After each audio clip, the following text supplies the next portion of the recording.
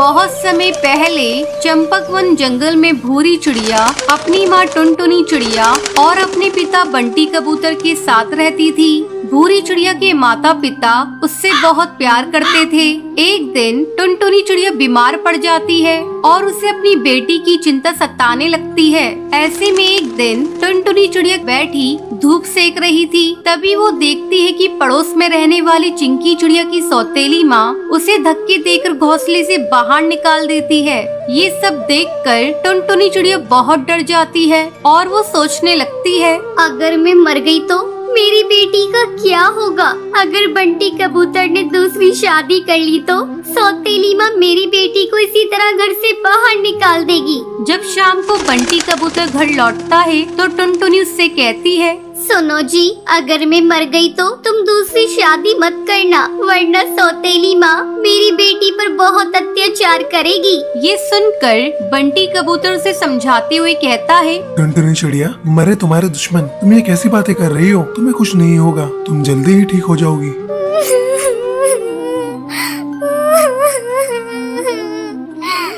नहीं, तुम्हें आज मुझसे ये वादा करना ही होगा कि मेरे मरने के बाद तुम कभी दूसरी शादी नहीं करोगे। टुनटुनी, मैं तुमसे वादा करता हूँ कि मैं कोई दूसरी शादी नहीं करूँगा। कुछ दिन इसी तरह गुजर जाते हैं।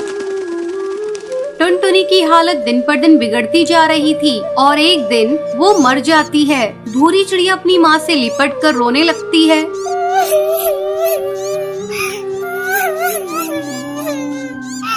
उठो ना माँ, तुम उठ क्यों नहीं रही हो? माँ कुछ तो बोलो, अपनी बेटी को इस तरह छोड़कर कहाँ चली गई? माँ आंखें खोलो, माँ उठो ना। अपनी बेटी को रोता देखकर बंटी कबूतर उसे चुप कराता है। बेटी, तेरी माँ बहुत अच्छी थी, इसलिए भगवान ने उसे अपने पास बुला लिया। अब बंटी कबूतर अपनी बेटी का ध्यान रखता था और फिर काम पर चला जाता था। एक दिन उसके घर कालू कौआ आता है और उससे कहता है, तुम कब तक भाभी के गम में इस तरह डूबे रहोगे? मेरी मानो तो तुम दूसरी शादी कर लो। भूरी अभी बहुत छोटी है, उसे माँ की जरूरत है। कालू कौआ बंटी कबूतर को बहुत समझाता है। ना चाहते हुए भी बंटी कबूतर कालू कौए की बात मान लेता है और वो टोनी चिड़िया से शादी कर लेता है।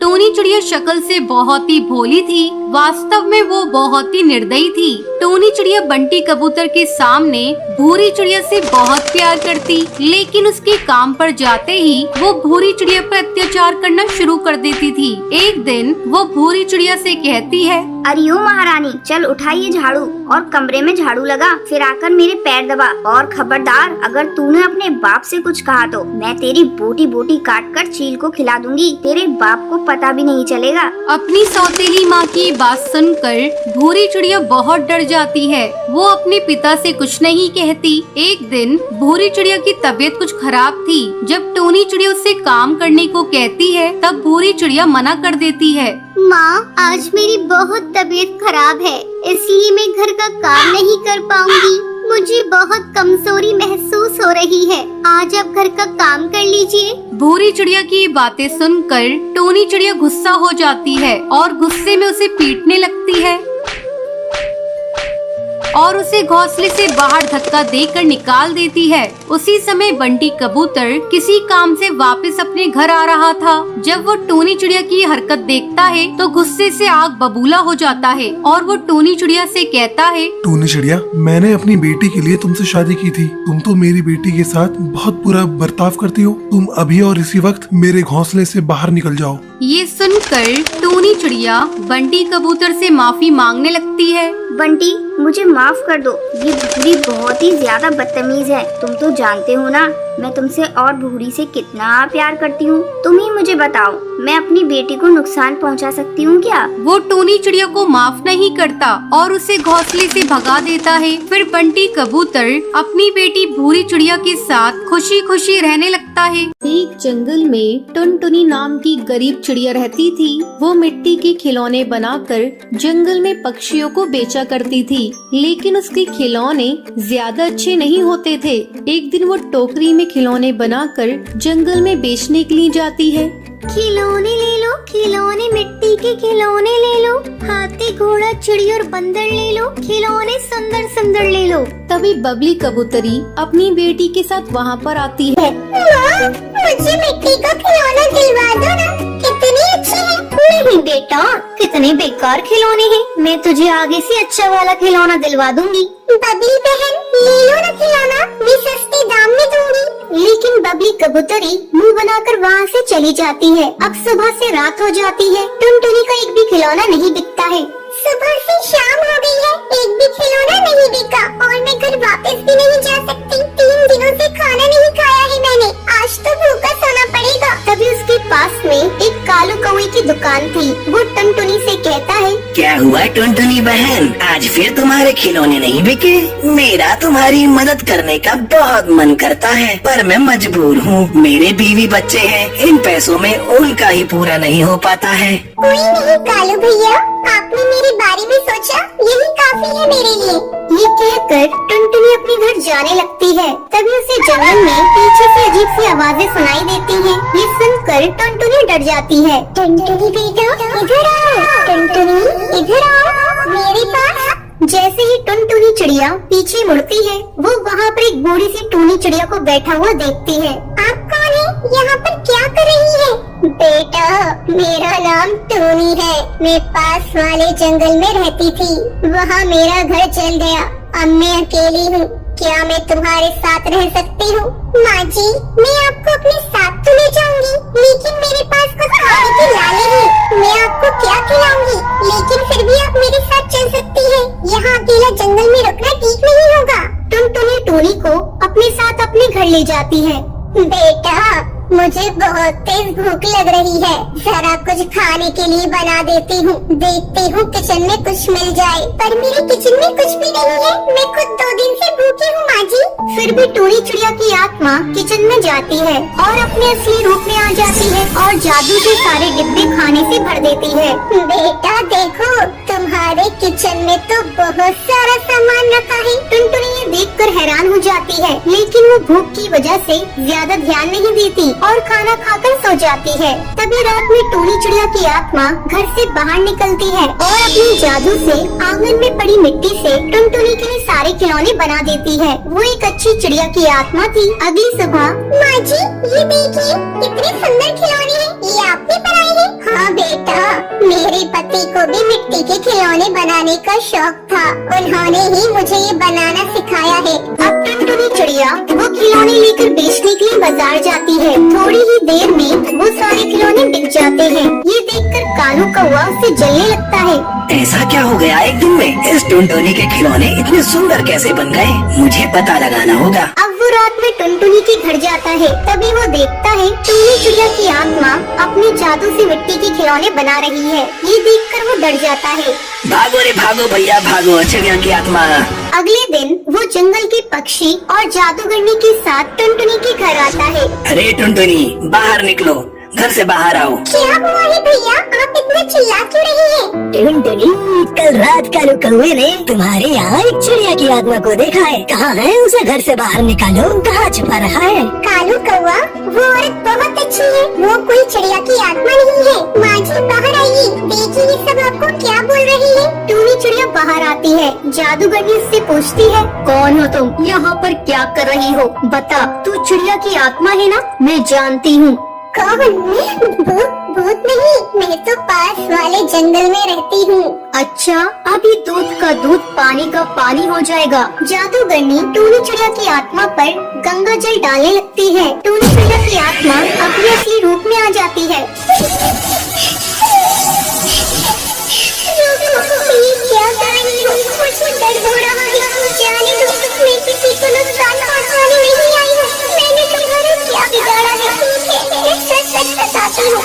जादूगरनी रोको, नहीं दर्द हो रहा है, उन्हें अपनी बात सुनने का मौका तो दीजिए। मैं पूछती हूँ, माँ जी आप चिड़िया की आत्मा ने, आपने हमेशा मेरी मदद की, पर आपने मुझे बताया क्यों नहीं? बेटा मुझे माफ कर दो, मैंने तुमसे सच छुपाया। मेरी एक बेटी थी, बिल्कुल तुम्हारी जैसी, मैं उससे बहुत प्यार करती थी, लेकिन बीमारी की वजह से उसकी मौत मौत हो गई। उसकी याद में मैंने खुदकुशी कर ली और एक कातिल के रूप में इधर उधर भटकती रही। जब उस रात मैंने तुम्हें परेशान देखा तो मुझे अपनी बेटी की याद आ गई, इसलिए मैं तुम्हारी मदद कर रही थी। इसके अलावा मैं तुम्हें नुकसान नहीं पहुंचाना चाहती थी। ये सुनकर सबकी आंखों में से आंसू निकलने लगते हैं। टुनटुनी रोते हुए कहती है,